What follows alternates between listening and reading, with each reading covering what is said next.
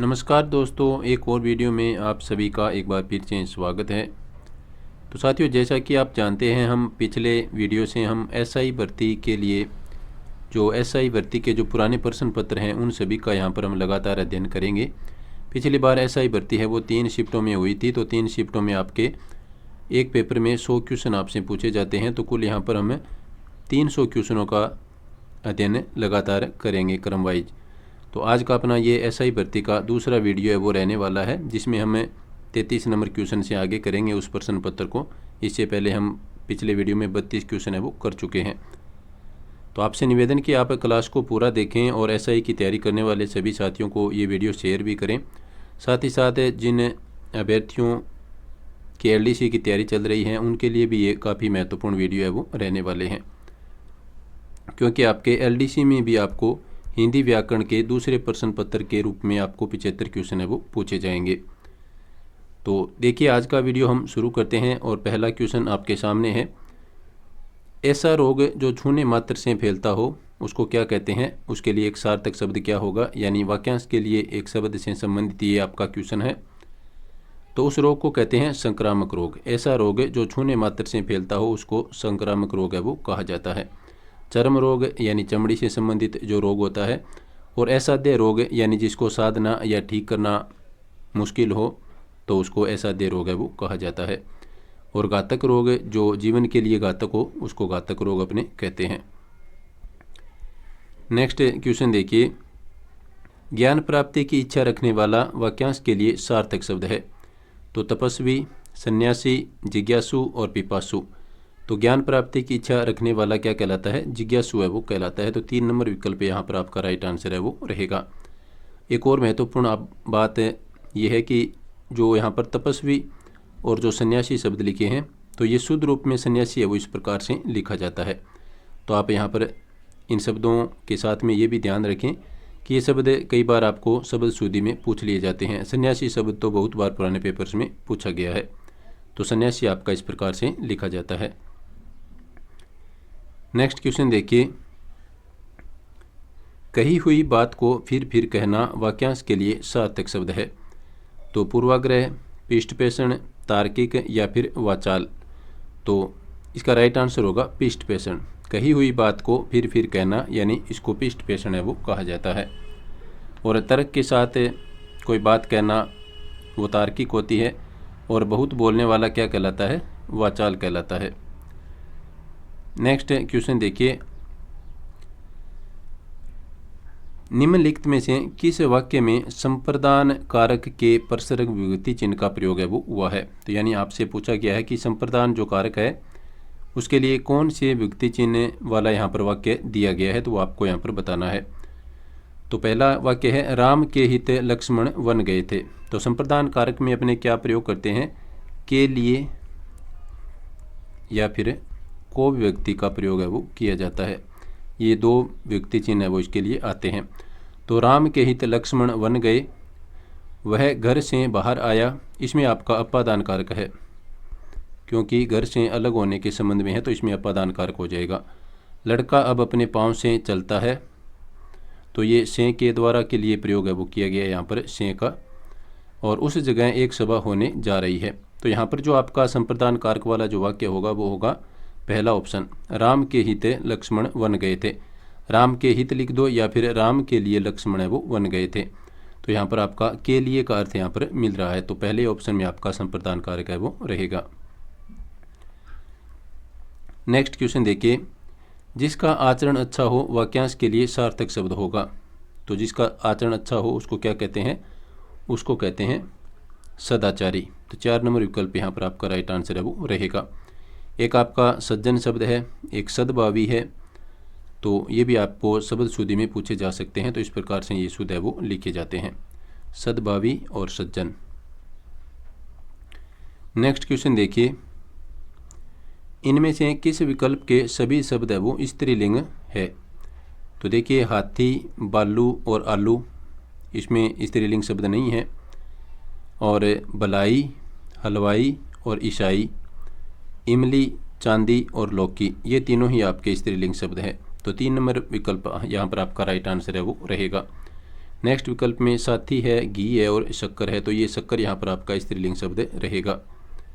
यहाँ पर आपका बलाई है वो स्त्रीलिंग शब्द के रूप में आएगा और यहाँ पर बालू है वो आपका स्त्रीलिंग शब्द के रूप में आया है। नेक्स्ट क्वेश्चन देखिए,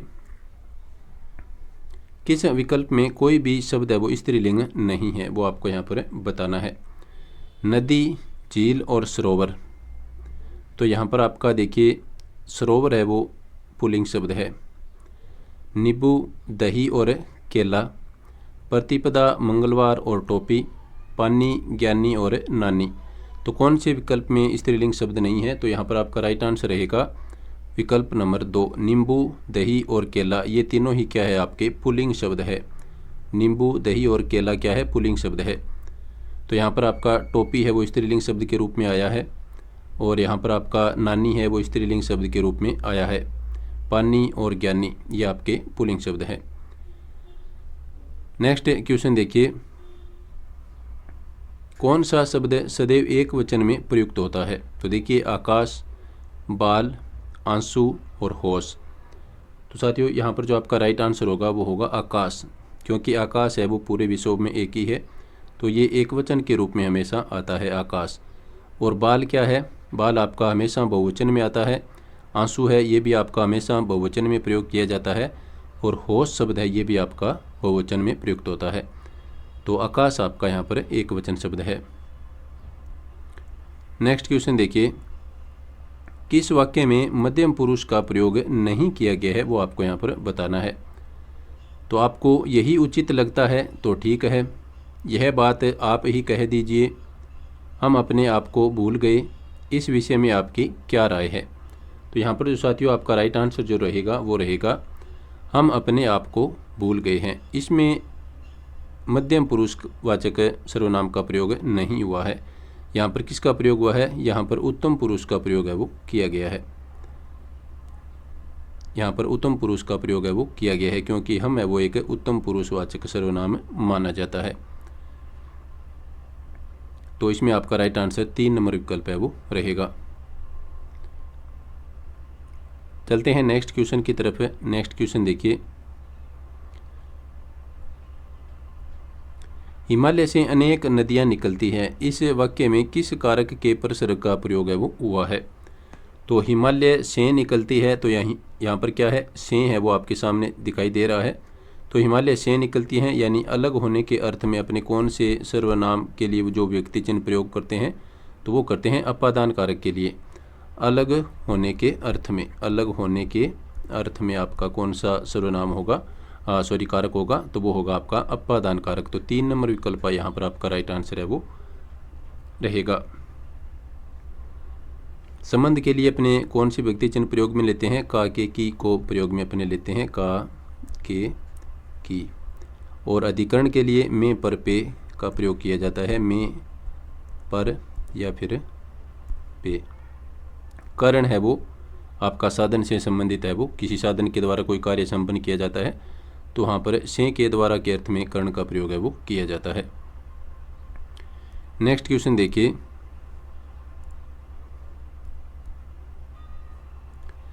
किस विकल्प में समश्रुत भिन्नार्थक शब्दों के अर्थ है वो सुमेलित हैं, वो आपको बताने हैं। यानी यहाँ पर 3 के गलत है और 1 का जो सही है वो आपको यहाँ पर बताना है। तो देखिए असव, असव को क्या कहते हैं? घोड़ा कहते हैं। और असम को क्या कहते हैं? पत्थर कहते हैं। लेकिन यहाँ पर क्या लिखा है? खच्चर, तो ये आपका गलत है। जलद, जलद किसको कहा जाता है? बादल को कहा जाता है, जो कि दूसरे में लिखा है। और जलज क्या होता है? कमल होता है, तो ये आगे पीछे लिख दिया इसलिए ये गलत हो गया। सर्वथा और सर्वदा, सर्वथा यहाँ पर लिखा है सब तरह से, और सर्वदा होता है हमेशा या सदैव के रूप में यहाँ पर लिखा है।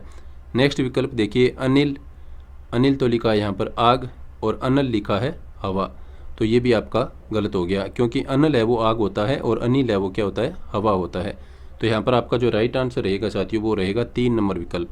सर्वथा का अर्थ होता है सब तरह से, और सर्वदा का अर्थ होता है सदैव या हमेशा। तो 3 नंबर विकल्प आपका राइट आंसर के रूप में रहेगा। नेक्स्ट क्वेश्चन देखिए, निश्चयार्थ वृत्ति का प्रयोग किस वाक्य में हुआ है? यानी निश्चित वृत्ति को कौन सा वाक्य यहाँ पर आपके सामने दर्शा रहा है? तो देखते हैं इसमें कौन सा राइट आंसर होता है। हमें सदैव सच बोलना चाहिए, बच्चों ने पुस्तक पढ़ ली है, भगवान सबका भला करे, शायद वह आज आ जाए। तो यहाँ पर आपका शायद आया है, तो ये आपका संभावना से संबंधित हो गया। भगवान सबका भला करे यानी एक इच्छा प्रकट की गई है, तो ये आपका इच्छा से संबंधित हो गया। और हमें सदैव सच बोलना चाहिए, तो ये आपका निश्चयावृत्ति से संबंधित तो नहीं है। बच्चों ने पुस्तक पढ़ ली है यानी ये आपका एक निश्चित कार्य को यहाँ पर दर्शा रहा है कि बच्चों ने पुस्तक पढ़ ली है। तो निश्चयार्थ वृत्ति से संबंधित आपका 2 नंबर विकल्प का जो वाक्य है वो हो जाएगा। तो राइट आंसर आपका यहाँ पर बच्चों ने पुस्तक पढ़ ली है, ये निश्चयार्थ वृत्ति का वाक्य है वो रहेगा। नेक्स्ट क्वेश्चन देखिए, आवर्ती मूलक पक्ष से संबंधित वाक्य है। आवर्ती यानी बार बार किसी बात को हम दोहराते हैं तो उसको आवर्ती बोलते हैं। तो यहाँ पर कौन सा वाक्य आपको आवर्ती मूलक की दृष्टि से अर्थ है वो दे रहा है, तो देखते हैं। मोहन अध्यापक है, बालक पुस्तक पढ़ रहा है, बच्ची सो चुकी है, वह स्कूल जाता है। तो यहाँ पर आवर्ती मूलक से संबंधित है, वह स्कूल जाता है यानी लगातार है वो जा रहा है, इसमें अभी तक कार्य है वो जारी है, आवर्ती हो रही है, तो वह स्कूल जाता है। तो यही आपका राइट आंसर है वो यहाँ पर रहेगा। चलते हैं नेक्स्ट क्वेश्चन की तरफ। नेक्स्ट क्वेश्चन देखिए, कर्तृवाच्य से संबंधित वाक्य कौन सा है। तो ये आपके 3 प्रकार के होते हैं, कर्तृवाचक, कर्मवाचक और भाववाचक। तो यहाँ पर आपको कर्तृवाचक यानी कर्तृवाच्य जो पहला प्रकार होता है इसमें उसके बारे में यहाँ पर आपको बताना है कि कौन सा वाक्य कर्तृवाच्य से संबंधित है। चोर पकड़ा गया है, यह बात उससे पता चली, लड़का पढ़ रहा है, किसान द्वारा फसल काट ली गई।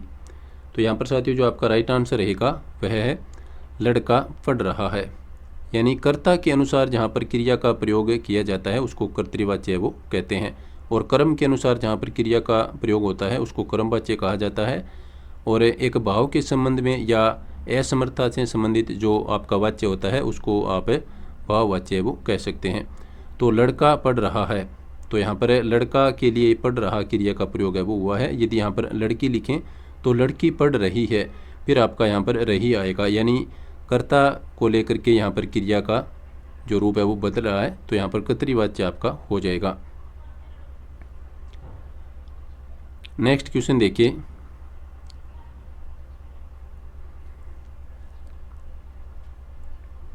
किस विकल्प में समश्रुत विनार्थक शब्दों के अर्थभेद सुमेलित नहीं है वो आपको बताना है, यानी 3 यहाँ पर सही है, 1 गलत है, उसको आपको अलग करना है और वही आपका जो आंसर है वो रहने वाला है।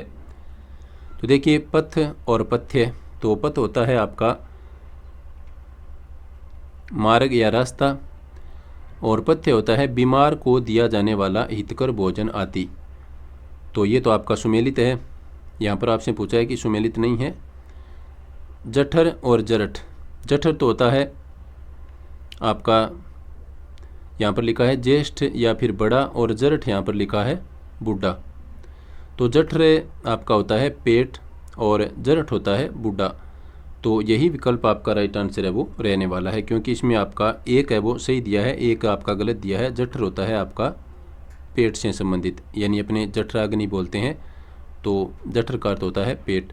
जबकि यहाँ पर क्या लिखा है ज्येष्ठ या फिर बड़ा, जबकि जरठ है वो आपका बूढ़ा होता है, ये यहाँ पर सही है, लेकिन यहाँ पर गलत होने के चलते 1 के ये आपका राइट आंसर रहेगा। नेक्स्ट है निर्माण, जिसका अर्थ होता है रचना, और निर्वाण होता है मोक्ष। तर्क होता है आपका बहस से संबंधित है, और तक्कर होता है छाछ। तो बाकी सभी यहाँ पर सही है, 2 नंबर विकल्प आपका राइट आंसर रहेगा। नेक्स्ट क्वेश्चन देखिए, कौन सा कथन है वो सही नहीं है वो आपको यहाँ पर बताना है। तो देखिए कौन सा यहाँ पर सही नहीं है, देखते हैं। प्रेरणार्थक क्रियाएं सदैव सकर्मक ही होती है, तो ये बात बिल्कुल सही है, प्रेरणार्थक क्रियाएं हमेशा सकर्मक होती है, क्योंकि उसमें कोई ना कोई कर्म का अपने को पता चलता है। भाववाच्य केवल अकर्मक क्रियाओं में ही होता है, भाववाच्य केवल अकर्मक क्रियाओं में ही होता है, तो ये भी आपकी बात यहाँ पर सही है। कर्मवाच्य अकर्मक और सकर्मक दोनों क्रियाओं में होता है, तो ये यहाँ पर गलत है। कर्मवाच्य हमेशा क्या होता है सकर्मक क्रियाओं में ही होता है, क्योंकि जहाँ पर कर्म होगा वहाँ पर ही क्रिया है वो सकर्मक होती है, अकर्मक क्रियाओं में कर्मवाच्य नहीं होता। तो ये बात यहाँ पर आपके सामने गलत लिखी है। नेक्स्ट है कर्तृवाच्य भी अकर्मक और सकर्मक दोनों क्रियाओं में होता है, ये बात यहाँ पर बिल्कुल सही लिखी है। तो यहाँ पर ये जो आपका तीसरा ऑप्शन है ये राइट आंसर रहेगा, क्योंकि कर्मवाच्य है वो केवल सकर्मक क्रियाओं में ही होता है, दोनों में यहाँ पर नहीं होगा। नेक्स्ट क्वेश्चन देखिए,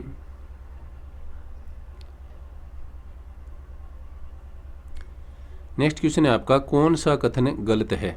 तो देखते हैं, रचना की दृष्टि से वाक्य के 3 प्रमुख भेद है वो किए जाते हैं। कौन कौन से? साधारण वाक्य, मिश्र वाक्य और संयुक्त वाक्य। ये बात यहाँ पर बिल्कुल सही लिखी गई है।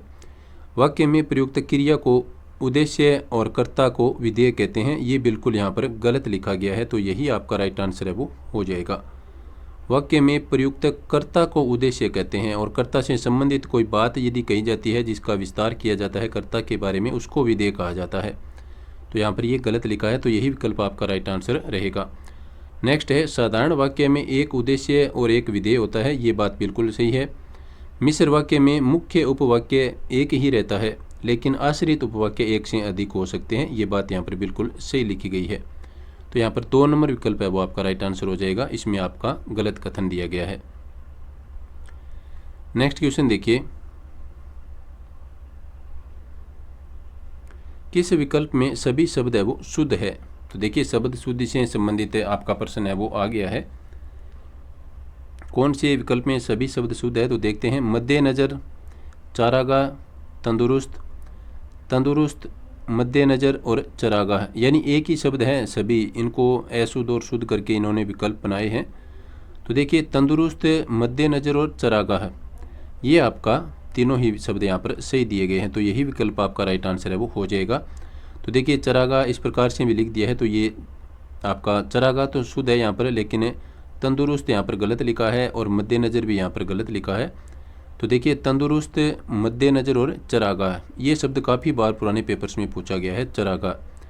तो इन शब्दों को आप अच्छी तरह से याद रखें। तंदुरुस्त इस प्रकार से लिखा जाएगा, मद्देनजर इस प्रकार से लिखा जाएगा और चरागाह आपका इस प्रकार से लिखा जाएगा। तो सभी शुद्ध है वो आपका विकल्प है 2 नंबर। नेक्स्ट क्वेश्चन देखिए, किस वाक्य में भाववाच्य नहीं है। तो ये आपका वाच्य से संबंधित एक और क्वेश्चन यहाँ पर आ गया है। तो कौन से वाक्य में भाववाच्य नहीं है, तो मैं आपको बता दूं कि ये क्वेश्चन है वो डिलीट है वो कर दिया गया, तो इसका अपने कोई आंसर है वो यहाँ पर नहीं करने वाले। तो ये डिलीट क्वेश्चन है, क्योंकि यहाँ पर भाववाच्य हो सकता है एक से अधिक वाक्यों में पूछ लिया गया होगा। नेक्स्ट क्वेश्चन देखिए, इनमें से वर्तनी की दृष्टि से कौन सा शब्द है वो शुद्ध नहीं है, वो आपको बताना है।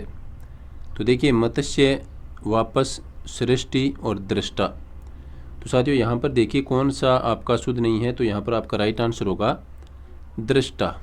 बाकी यहाँ पर तीनों शब्द शुद्ध है। दृष्टा आपका इस प्रकार से लिखा जाता है, दृष्टा, ये आपका शुद्ध होता है। यहाँ पर क्या लिखा है? दृष्टा लिखा है, जो कि अशुद्ध है।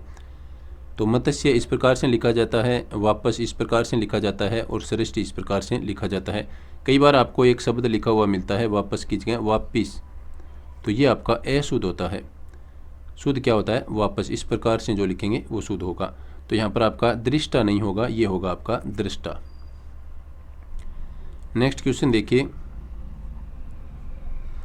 वर्तनी की दृष्टि से शुद्ध शब्द है। तो देखिए, बुधवार, दंपति, द्वितीय और वयस्क। तो वर्तनी की दृष्टि से शुद्ध शब्द आपको यहाँ पर बताना है। तो शुद्ध शब्द है आपका यहाँ पर है दंपति। ये शब्द काफ़ी बार पुराने पेपर्स में पूछा गया है और आरपीएससी का तो एक तरह से आप मान सकते हैं ये फेवरेट शब्द शुद्धि का शब्द है। तो दंपति है वो इस प्रकार से लिखा जाता है। बुधवार है वो आपका इस प्रकार से लिखा जाता है, बुधवार, बुधवार इस प्रकार से लिखते हैं। और द्वितीय आपका इस प्रकार से लिखा जाता है, द्वितीय। और वयस्क है वो आपका यहाँ पर वयस्क शायद इस प्रकार से आपका सॉरी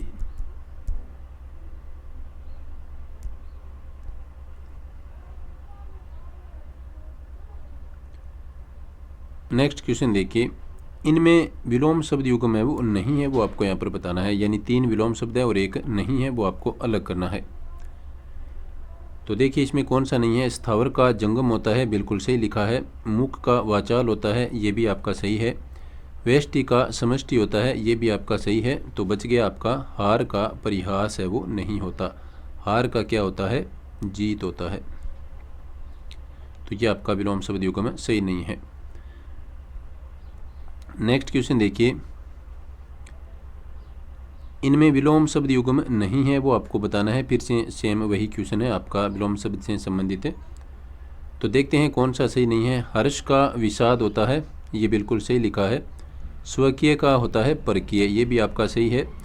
वेतनिक का सवेतनिक, ये आपका गलत है, क्योंकि वेतनिक का सवेतनिक नहीं होता। ये तो इसका समानार्थी शब्द यहाँ पर आ गया है। वेतनिक का होता है अवेतनिक।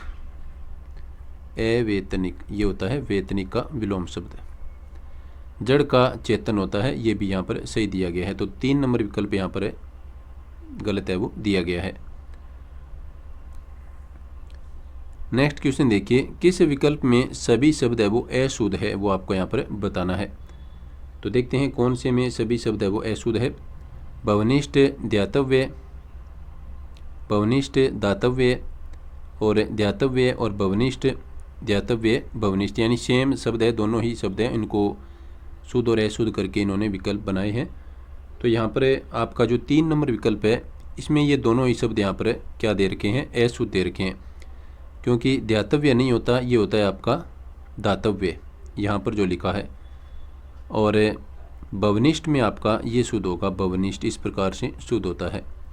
तो यहाँ पर पूछा है कि किस विकल्प में अशुद्ध है, तो ये दोनों ही आपके अशुद्ध हैं। और इस विकल्प में जो दिए हैं ये दोनों ही आपके शुद्ध रूप में यहाँ पर दिए गए हैं।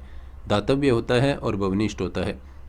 तो इनको आप याद रखें, ये काफ़ी बार पुराने पेपर्स में ये दोनों शब्द है वो पूछे गए हैं। नेक्स्ट क्वेश्चन देखिए, संयुक्त वाक्य का उदाहरण है। तो देखते हैं कौन सा संयुक्त वाक्य का उदाहरण है। उन्होंने जो कुछ दिया उसी से मुझे परम संतोष है। और नेक्स्ट है, वह ऐसी बातें कहता है जिनसे सबको बुरा लगता है। मैं आगे बढ़ गया और वह पीछे रह गया। वहाँ जो कुछ देखने योग्य था मैंने सब देख लिया। तो संयुक्त वाक्य क्या होता है? इसमें 2 साधारण वाक्य है वो जुड़े होते हैं और शब्द से। तो यहाँ पर और शब्द है वो इसमें लगा हुआ है, और दोनों ही क्या है? साधारण वाक्य है, आगे पीछे इस और के। यानी ये भी आपका साधारण वाक्य है, इधर भी और इधर भी साधारण वाक्य है, और शब्द के साथ ये जुड़े हुए हैं। तो ये आपका क्या हो गया? संयुक्त वाक्य हो गया। और यदि एक मुख्य वाक्य हो और उसके ऊपर आश्रित अन्य वाक्य हो तो वो आपका मिश्र वाक्य हो जाएगा। तो यहाँ पर आपका संयुक्त वाक्य है, मैं आगे बढ़ गया और वह पीछे रह गया। तो यहाँ पर आपका संयुक्त वाक्य रहेगा। बाकी यहाँ पर आपका मिश्र वाक्य है। इस वाक्य में कौन सा वाक्य है? मिश्र वाक्य है। वह ऐसी बातें कहता है जिनसे सबको बुरा लगता है। तो ये भी आपका क्या है? मिश्र वाक्य है। वहाँ जो कुछ देखने योग्य था मैंने सब देख लिया, ये भी आपका क्या है? मिश्र वाक्य है। तो यहाँ पर एक संयुक्त वाक्य 3 नंबर विकल्प में आपका दिया गया है। नेक्स्ट क्वेश्चन देखिए, मैंने लड़के को पुस्तक पढ़ाई, उक्त वाक्य में प्रयुक्त क्रिया का भेद कौन सा है? तो मैंने लड़के को पुस्तक पढ़ाई, तो इसमें कौन सी क्रिया है? अकर्मक है या फिर संयुक्त है या फिर पूर्वकालिक है या फिर द्विकर्मक है? तो यहाँ पर आपका राइट आंसर हो जाएगा द्विकर्मक क्रिया यहाँ पर दी गई है, क्योंकि एक कर्म तो हो गया आपका पुस्तक और एक हो गया आपका लड़का। तो यहाँ पर द्विकर्मक क्रिया है वो हो गई है। नेक्स्ट क्वेश्चन देखिए, इनमें से संयुक्त वाक्य कौन सा है? तो फिर से संयुक्त वाक्य का क्वेश्चन है, तो देखते हैं कौन सा है। वह आगे बढ़ गया लेकिन परिवार पीछे रह गया। जब बरसात थमी तब हम लोग बाहर निकले। मैंने सुना है कि आप अच्छे कवि हैं। लाखों लोग कोरोना से काल कवलित हो गए। तो यहाँ पर जो आपका राइट आंसर होगा साथियों, वो होगा पहला विकल्प। वह आगे बढ़ गया लेकिन, ये जो लेकिन है एक और है, ये शब्द किस में आते हैं? संयुक्त वाक्य में आते हैं। वह आगे बढ़ गया लेकिन परिवार पीछे रह गया। तो यहाँ पर आपका संयुक्त वाक्य है। इस वाक्य में कौन सा है? जब बरसात थमी तब हम लोग बाहर निकले। तो यहाँ पर जब है और इधर क्या है? तब है। तो ये दोनों क्या है? मिले हुए हैं इस वाक्य में। तो जब और तब से, तो यहाँ पर आपका हो जाएगा मिश्र वाक्य। मैंने सुना है कि, यहाँ पर की लगा है, यानी यहाँ पर बात पूरी नहीं हुई है, इसके ऊपर आश्रित ये वाक्य है यहाँ पर आगे, तो ये आपका हो जाएगा मिश्र वाक्य। और लाखों लोग कोरोना से काल कलवित हो गए, तो ये है आपका साधारण वाक्य। कौन सा वाक्य? साधारण वाक्य। तो यहाँ पर संयुक्त वाक्य है आपका पहले वाला ऑप्शन में। नेक्स्ट क्वेश्चन देखिए, निम्नलिखित में से साधारण वाक्य कौन सा है? तो देखते हैं, जहाँ अभी रेगिस्तान है वहाँ किसी समय जंगल था। तो ये तो हो गया आपका मिश्र वाक्य, क्योंकि यहाँ पर जहाँ आ गया, इसके ऊपर आश्रित कौन सा वाक्य है? दूसरे वाला, जहाँ और वहाँ, तो ये मिश्र वाक्य हो गया। मेरा भाई यहाँ आएगा या मैं ही उसके पास जाऊँगा, तो यहाँ पर कौन सा हो जाएगा आपका? यहाँ पर यह हो जाएगा मिश्र वाक्य। नेक्स्ट है, जो जितना मांगता उसको उतना दिया जाता। और इसके बाद में नेक्स्ट है आपका, दिन का थका हुआ आदमी रात को खूब सोता है। तो ये तो है आपका साधारण वाक्य है, जो आपका राइट आंसर रहेगा। जो जितना मांगता, यहाँ पर जितना आ गया और इधर आपका क्या आ गया? उतना आ गया। तो ये हो गया आपका मिश्र वाक्य। और यहाँ पर कौन सा वाक्य है? तो इसको अपने दोबारा देखते हैं। मेरा भाई यहाँ आएगा, और या से ये जुड़ा हुआ है, या मैं ही उसके पास जाऊँगा। तो ये आपका संयुक्त वाक्य हो जाएगा, न कि मिश्र वाक्य। ये आपका संयुक्त वाक्य रहेगा। नेक्स्ट क्वेश्चन देखिए, इसको थोड़ा अपने छोटा कर लेते हैं ताकि पूरा प्रश्न है वो दिखाई दे। ये थोड़ा PDF में ही ये यहाँ पर एंगल बना हुआ है। व्याकरण की दृष्टि से गलत कथन आपको बताना है। तो देखते हैं कौन सा गलत है। संज्ञा की विशेषता बताने वाले शब्द विशेषण कहलाते हैं। बिल्कुल सही बात है। संज्ञा के स्थान पर प्रयुक्त होने वाले शब्दों को सर्वनाम कहते हैं। संज्ञा के स्थान पर प्रयुक्त होने वाले शब्दों को सर्वनाम कहते हैं। क्रिया के प्रमुख रूप से दो भेद माने गए हैं, सकर्मक और अकर्मक। ये भी बिल्कुल सही है। सर्वनाम और क्रिया की विशेषता बताने वाले शब्द क्रिया विशेषण कहलाते हैं। तो यहाँ पर ये भी आपका सही है।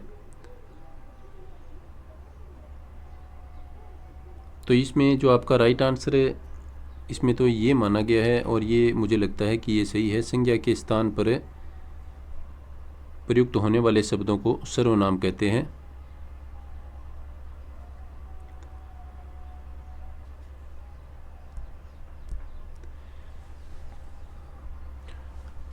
तो साथियों, इस क्वेश्चन में जो आपका राइट आंसर होगा वो यहाँ पर 4 नंबर विकल्प होगा, क्योंकि यहाँ पर जो आपका दिया गया है, सर्वनाम और क्रिया की विशेषता बताने वाले शब्द क्रिया विशेषण कहलाते हैं। तो यहाँ पर सर्वनाम नहीं होगा। क्रिया की विशेषता बताने वाले शब्दों क्या कहते हैं? क्रिया विशेषण कहते हैं। यहाँ पर सर्वनाम है वो लिखा गया है, इसके चलते ये आपका गलत कथन हो जाएगा। बाकी तीनों यहाँ पर सही है। संज्ञा की विशेषता बताने वाले शब्दों को विशेषण कहलाते हैं, और संज्ञा के स्थान पर प्रयुक्त होने वाले शब्द है वो सर्वनाम कहलाते हैं। ये भी सही है, और ये भी आपका सही है। और क्रिया के प्रमुख रूप से दो भेद माने गए हैं, सकर्मक और अकर्मक। तो ये भी आपका सही है। तो इसमें थोड़ा सा कन्फ्यूज हुआ था, यहाँ पर सर्वनाम के चलते ये कथन आपका गलत हो जाएगा। यदि ये सर्वनाम शब्द यहाँ पर नहीं होता तो ये भी आपका सही हो जाता, लेकिन सर्वनाम और क्रिया विशेषण की विशेषता बताने वाले शब्द क्रिया विशेषण कहलाते हैं। तो यहाँ पर ये आपका सर्वनाम के चलते ये कथन है वो गलत हो गया है। तो 4 नंबर विकल्प यहाँ पर आपका राइट आंसर है वो रहेगा। गलती के लिए मैं आपसे क्षमा चाहूँगा। नेक्स्ट क्वेश्चन देखिए, निम्नलिखित में से शुद्ध वाक्य है। तो देखते हैं कौन सा यहाँ पर शुद्ध वाक्य है। मेरी बात ध्यान के साथ सुनो, ये आपका अशुद्ध है। मेरी बात ध्यान के साथ सुनो, तो यहाँ पर के साथ है वो गलत आया है, सीधा ही होगा ये आपका मेरी बात ध्यान से सुनो। साहित्य और समाज का घनिष्ठ संबंध है। नेक्स्ट देखते हैं, एक लोटा पानी से भरा लाओ, ये आपका अशुद्ध है। वह सारी रात भर जागता रहा, सारी भी आ गया और रात भर भी आ गया, तो ये आपका अशुद्ध हो गया। तो यहाँ पर 2 नंबर विकल्प है वो आपका बिल्कुल शुद्ध वाक्य है। साहित्य और समाज का घनिष्ठ संबंध है, कई बार यहाँ पर आपको अशुद्ध करवाता है तो यहाँ पर साहित्य और समाज का गौर शब्द लिखा हुआ आता है, तो गौर यदि आए और साहित्य और समाज दिया हो तो वहाँ पर गलत हो जाएगा। सही होगा साहित्य और समाज का घनिष्ठ शब्द है। एक लोटा पानी से भरा लाओ, तो ये आपका अशुद्ध वाक्य है। ये शुद्ध होगा पानी का भरा एक लोटा लाओ, या फिर पानी से भरकर एक लोटा लाओ, या फिर पानी से भरकर एक लोटा लाओ। तो इसमें आप देख लेना आगे पीछे करके, लेकिन ये आपका यहाँ पर अशुद्ध है वो दिया गया है। एक लोटा पानी से भरकर लाओ, ये भी आपका शुद्ध होता है। नेक्स्ट क्वेश्चन देखिए, कौन सा वाक्य अशुद्ध है? दाल में कुछ गिरा है, वह बुरे आदमी नहीं है, मैंने स्वयं को कितनी बार समझाया, मुझे उसका काम अच्छा लगता है। तो वह बुरे आदमी नहीं है, तो यहाँ पर क्या आ गया? वह, और ये क्या आपको इंगित करता है? एक वचन को इंगित करता है, जबकि यहाँ पर क्या लिखा है? बुरे। तो इसके चलते ये वाक्य आपका अशुद्ध हो गया है। ये आपका शुद्ध होगा वह बुरा आदमी नहीं है, तो ये आपका शुद्ध हो जाता है। यहाँ पर अशुद्ध आपसे पूछा है तो यही विकल्प आपका राइट आंसर है वो हो जाएगा।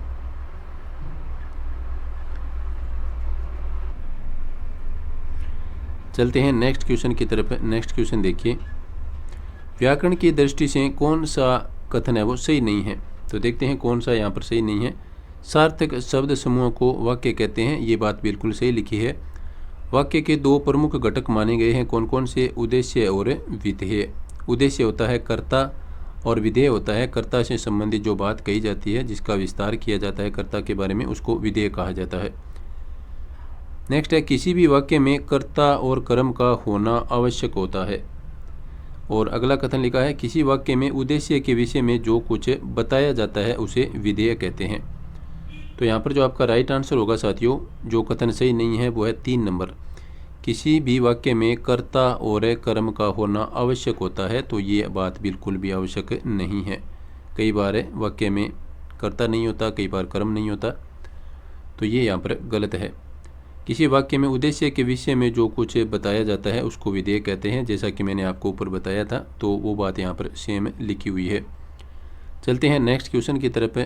तो साथियों आज के इतने ही क्वेश्चन है, नेक्स्ट क्लास में हमें इस पेपर को पूरा कर लेंगे। ये पिछली एसआई भर्ती की फर्स्ट शिफ्ट का पेपर है वो अपने कर रहे हैं, जिसके आपके सामने यहाँ पर अब तक 64 क्वेश्चन हो चुके हैं। तो क्लास आपकी कैसी लगी, आप क्लास के बारे में अपना जो फीडबैक है वो अवश्य दें कमेंट के माध्यम से, और अपने साथियों को ये क्लास आप शेयर भी अवश्य करें। तो वीडियो देखने के लिए सभी साथियों का धन्यवाद। नमस्कार।